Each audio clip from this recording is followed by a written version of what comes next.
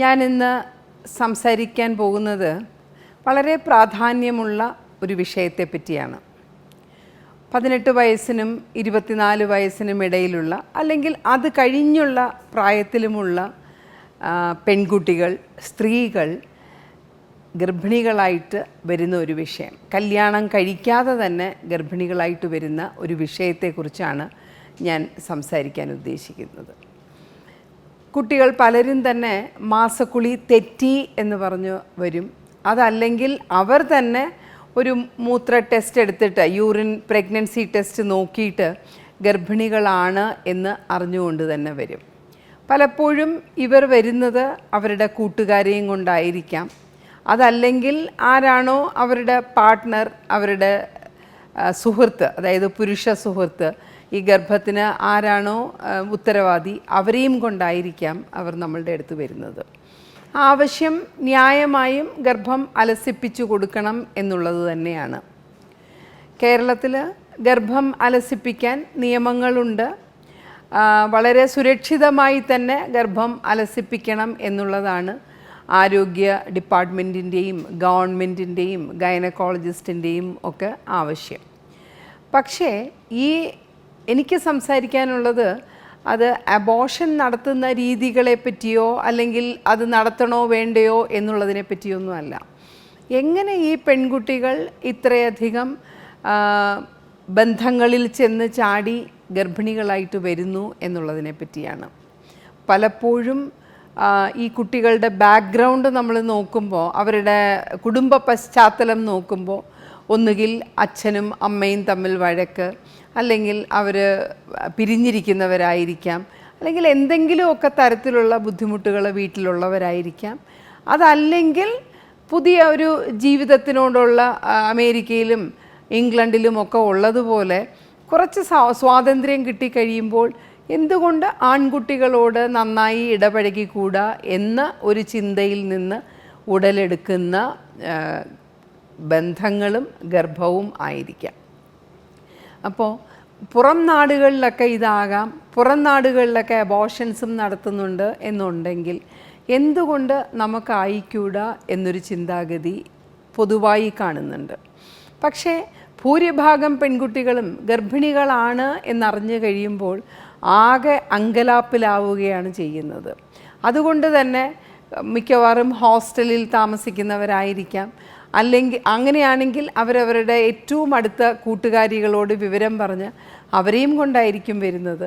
അല്ലെങ്കിൽ അവർക്ക് അച്ഛനോടും അമ്മയോടും പറയാനുള്ളൊരു ബുദ്ധിമുട്ട് കൊണ്ട് ഏതെങ്കിലും ഒരു ചേച്ചിയോടോ ചേട്ടനോടോ പറഞ്ഞിട്ട് അവരുമായിട്ടായിരിക്കും നമ്മളുടെ അടുത്ത് വരുന്നത്. അപ്പോൾ ഇങ്ങനെ വരുന്ന കുട്ടികളോട് ഈ കുട്ടികൾക്ക് എന്തെങ്കിലും ഒരു ആരോഗ്യ പ്രശ്നം വരാൻ സാധ്യതയുണ്ടോ എന്നുള്ളതാണ് നമ്മളുടെ മുന്നിൽ നിൽക്കുന്ന ചോദ്യം. ഈ കുട്ടികൾ അറിഞ്ഞിരിക്കേണ്ട ചില കാര്യങ്ങൾ തീർച്ചയായിട്ടും ഉണ്ട് തന്നെ. ഇപ്പം വലുതായി കഴിഞ്ഞാൽ, കല്യാണം കഴിച്ചു കഴിഞ്ഞ് ഗർഭിണികളാകുന്നവർക്ക് അബോർഷൻ ആകുന്നില്ലേ? അല്ലെങ്കിൽ അങ്ങനെ ഗർഭിണികളാകുന്നവർ ഗർഭം വേണ്ട എന്ന് വെക്കുന്നില്ലേ? അതുപോലെ തന്നെയല്ലേ ഇത് എന്നും അവർ ചോദിക്കാറുണ്ട്. അല്ലെങ്കിൽ അങ്ങനെ ഒരു ചോദ്യം ഉയർന്നു വരാറുണ്ട്. ഇതിനകത്ത് കൗമാരപ്രായത്തിലുള്ള കുട്ടികൾ അറിയേണ്ട, കല്യാണം കഴിക്കാതെ ഗർഭിണികളാകുന്ന കുട്ടികൾ അറിയേണ്ട 1-2 കാര്യങ്ങളുണ്ട്. ഒന്ന്, ഒരു റീപ്രൊഡക്റ്റീവ് ഹെൽത്ത്, അതായത് പ്രത്യുൽപാദന അവയവങ്ങളുടെ ആരോഗ്യം, അല്ലെങ്കിൽ പ്രത്യുൽപാദന ആ ഘടനയുടെ ആരോഗ്യം എന്ന് പറയുന്നത് വളരെ പ്രാധാന്യമുള്ളതാണ്. നമ്മളുടെ പ്രായക്കാർക്കും കുറച്ചും കൂടെ പ്രായമായ സ്ത്രീകൾക്കും തമ്മിൽ എന്താണ് വ്യത്യാസം? പ്രായക്കാരുടെ വെജൈന, അതായത് യോനി ഭാഗം, പുരുഷന്മാരുമായിട്ട് ബന്ധപ്പെടുന്ന സ്ഥലം, അവരുടെ സർവിക്സ്, ഗർഭപാത്രത്തിൻ്റെ മുഖം എന്നിവയൊക്കെ കവർ ചെയ്തിരിക്കുന്നത് വളരെ വ്യത്യാസമുള്ള ഒരു കോശം കൊണ്ടാണ്. ആ കോശങ്ങൾ മെച്യൂർ ചെയ്ത്, അതായത് പ്രായമനുസരിച്ച് അവ വ്യതിയാനങ്ങൾ വരികയും അവരൊരു അഡൽട്ട് ഒരു പ്രായമായ ഒരു സ്ത്രീയുടെ വെജൈനയോ സർവിക്സോ കവർ ചെയ്യുന്ന ഒരു ലൈനിങ് ആയിട്ട് മാറുകയാണ് ചെയ്യുന്നത്. പക്ഷേ 18 വയസ്സിലും 19 വയസ്സിലും നമ്മൾ പറയില്ലേ വളരെ ഇമ്മെച്ചുറായ കിളുന്ന ശരീരം എന്ന് നമ്മൾ പറയില്ലേ, അങ്ങനെ ഒരു കോശങ്ങളാണ് അവിടെ കാണുന്നത്. അപ്പം അങ്ങനെയുള്ള കോശങ്ങൾക്ക് എന്താണ് പ്രത്യേകത? എളുപ്പം അണുബാധയുണ്ടാകാനുള്ള സാധ്യതയുണ്ട്. ലൈംഗിക ബന്ധത്തിൽ നിന്ന് ചെറിയ ചെറിയ മുറിവുകൾ ഉണ്ടായാലും ഇല്ലെങ്കിലും ഇവരുടെ ആ അകത്തെ യോനിഭാഗത്തെയും സെർവിക്സിൻ്റെയും തൊലിക്ക് കട്ടി കുറവാണ്. ആ തൊലിയിൽ കൂടെ പെട്ടെന്ന് തന്നെ നമുക്ക് അണുബാധ ഉണ്ടാകാനുള്ള സാധ്യത കൂടുതലാണ്. അണുബാധ എന്ന് പറഞ്ഞാൽ സാധാരണഗതിയിലുള്ള അണുബാധയല്ല, ലൈംഗിക ബന്ധത്തിൽ കൂടെ പകരുന്ന അണുബാധകളാണ്. ഈ അണുബാധ ഉണ്ടായിക്കഴിഞ്ഞാൽ ഭാവിയിലെ പ്രത്യുൽപാദന ആരോഗ്യത്തെ അത് ബാധിക്കുന്നു. ഏതൊക്കെ രീതിയിലാണ്? അണുബാധ ഉണ്ടായിക്കഴിയുമ്പോൾ അവരുടെ ട്യൂബിന്, അതായത് അണ്ഡവാഹിനി കുഴലുകൾക്ക് ബ്ലോക്ക് ഉണ്ടാകുന്നു.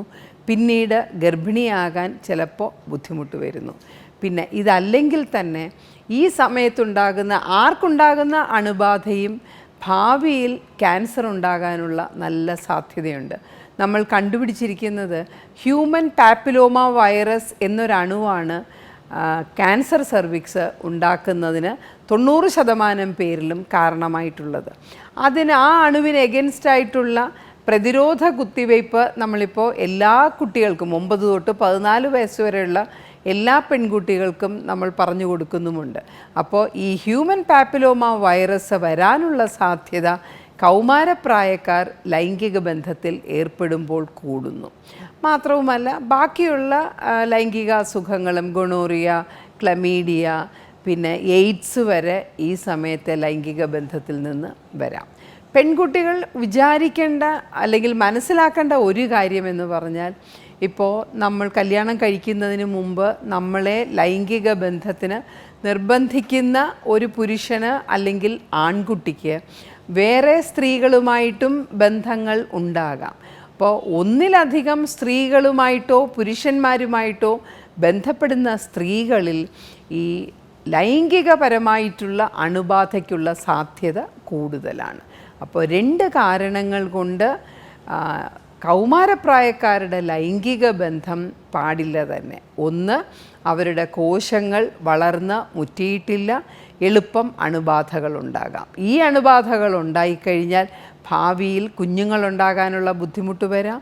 ഭാവിയിൽ HIV പോലുള്ള മാരകമായ അസുഖങ്ങൾ വരാനുള്ള സാധ്യതയുണ്ടാവാം. അല്ലെങ്കിൽ ഹ്യൂമൻ പാപ്പിലോമ വൈറസ് വഴി ക്യാൻസർ സെർവിക്സ് വരാനുള്ള സാധ്യതയുണ്ടാവാം. ഇതിൻ്റെയൊക്കെ പുറമെ ഇത് അബോർഷൻ ചെയ്ത് കളയുന്നതിലുള്ള ബുദ്ധിമുട്ടും. അതുകൊണ്ട് തന്നെ നമുക്ക് കേരളത്തിന് ഒരു സംസ്കാരമുണ്ട്.